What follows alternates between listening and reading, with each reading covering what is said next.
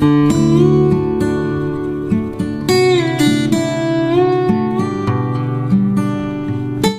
ma'am punamagpu aigi channel da taramna okchari asise akhui yumda ngasi anirak suba trina ne batawdise sakataba maitai ne ba ngasi saktoisina ado ma'am lai soni sei do taminasi ado khoi prathana kona lore moi hujik lae ma'am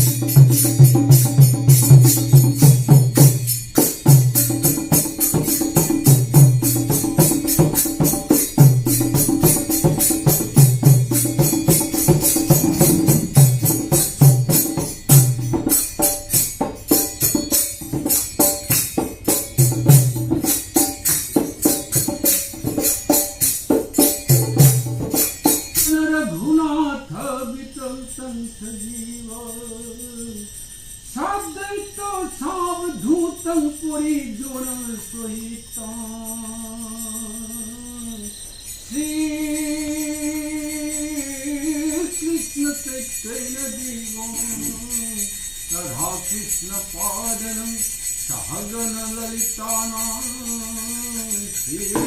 Vitagha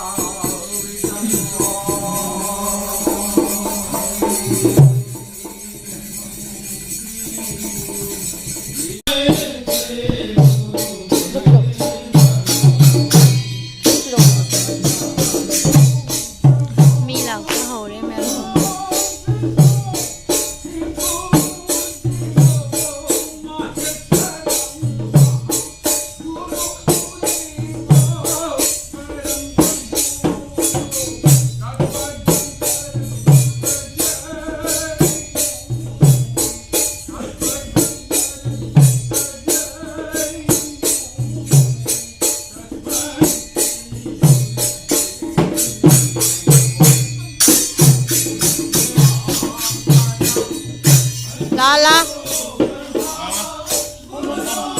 bagus ya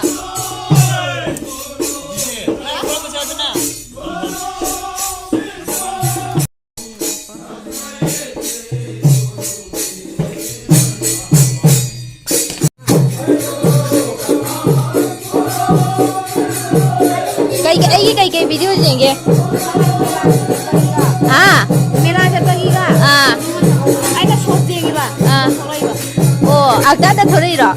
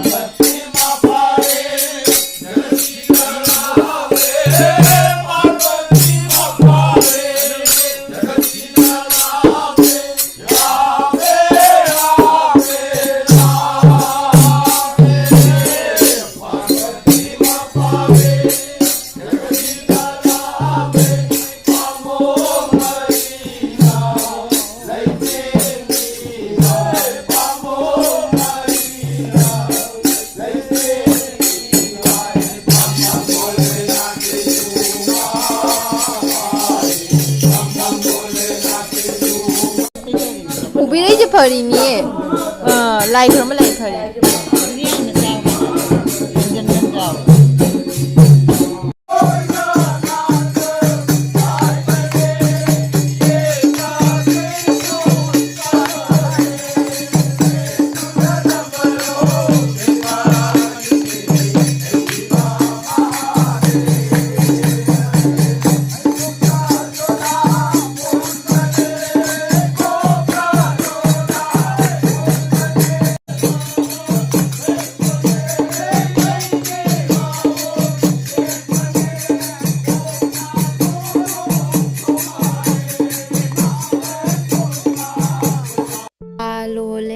चंगा चा लोंथोकना थमे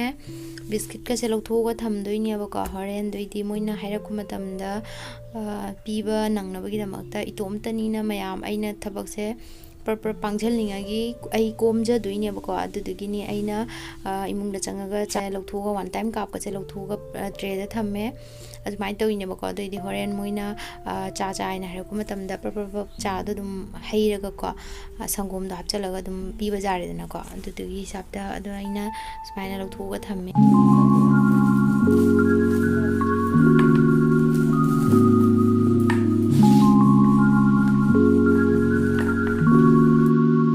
ꯁꯤꯒꯅ ꯈꯦꯆ꯭ꯔꯤꯅꯤ ꯈꯦꯆ꯭ꯔꯤꯁꯤꯁꯨ ꯈꯥꯏꯗꯣꯛꯑꯦ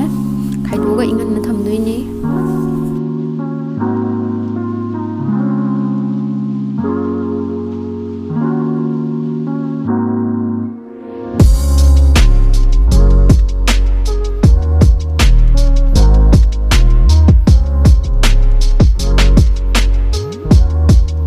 ꯈꯦꯆ꯭ꯔꯤꯒ ꯆꯥꯅꯕꯒꯤꯅꯤ ꯉꯧꯔꯤꯁꯦ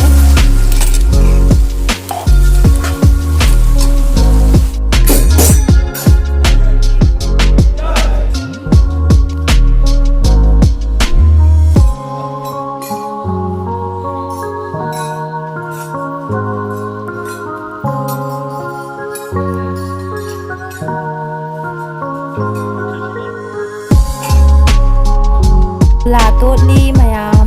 ꯐꯣꯂꯥꯅꯤꯁꯤ ꯂꯥꯏ ꯄ꯭ꯔꯁꯥꯗꯅꯦꯕꯀꯣ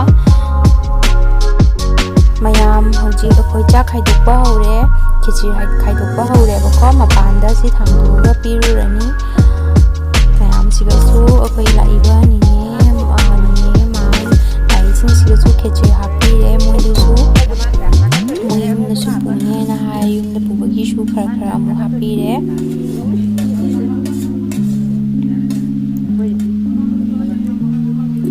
ꯍꯧꯖꯤक ꯍꯩꯔꯨꯛ ꯖꯦꯜꯂꯦ ꯍꯩꯔꯨꯛ ꯖꯦꯜꯂꯤ ꯍꯧꯖꯤक ꯐꯣꯂꯥ ꯑꯃꯨꯛ last ꯆꯨꯝꯗꯈꯔ ꯂꯥꯏ ꯄ꯭ꯔꯁꯥꯗꯁꯦ ꯄꯨꯅꯕ ꯍꯥꯏꯅ one ꯇꯥꯏꯝꯒꯤ ꯒ꯭ꯂꯥꯁꯁꯤꯒ ꯑꯃꯨꯛ ꯍꯥꯞꯄꯒ